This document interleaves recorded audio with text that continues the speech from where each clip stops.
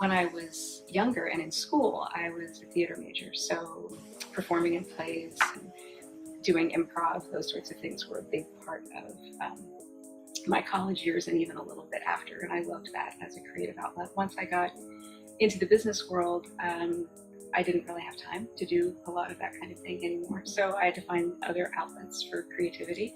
And now I really enjoy, I would say cooking is probably my biggest creative passion. I really love experimenting with food and experimenting with different sorts of recipes and different sorts of cuisines.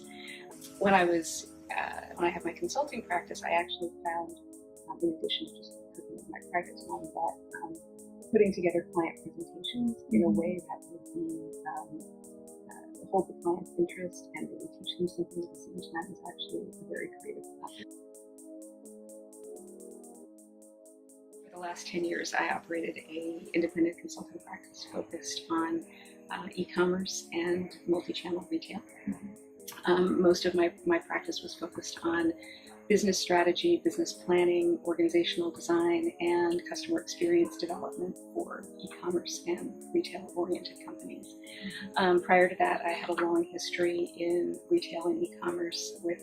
Eddie Bauer, Expedia, Classmates.com, and had a variety of executive roles across marketing, merchandising, and overall general management in those companies.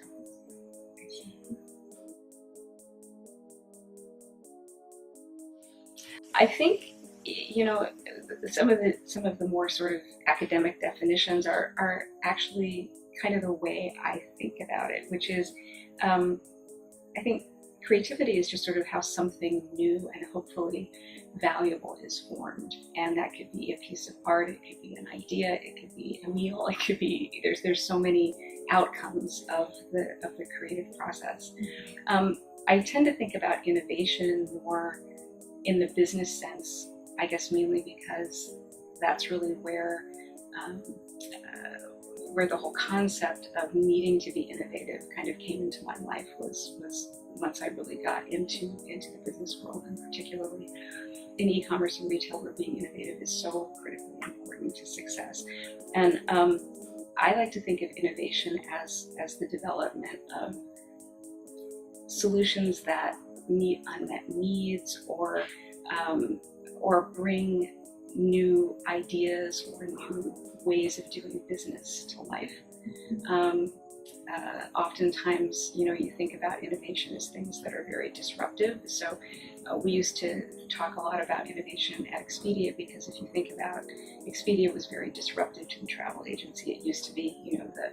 the travel agent sitting in the shopping mall that you'd go see when you wanted to book a trip, and the whole idea of being able to do that and do that research at home on your own was a very disruptive thing. When you think about disruption today, people think about companies like Uber, that have completely disrupted the taxi industry, right? Or Warby Parker, who has completely disrupted the way eyeglasses are bought and tried on for customers and things like that. So I usually think about innovation primarily in the business sense, and finding a new way to perhaps fill a need that the public or consumers didn't even really know that they needed, but once they have it, it becomes indispensable in their lives.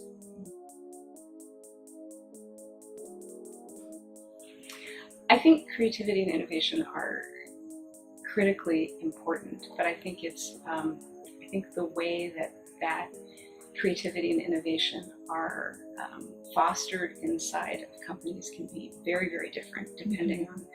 the culture of the company, and quite frankly, just the pace and culture of the industry that they happen to operate in. So over the course of my career, while I would say that, just about every company that I worked with or worked for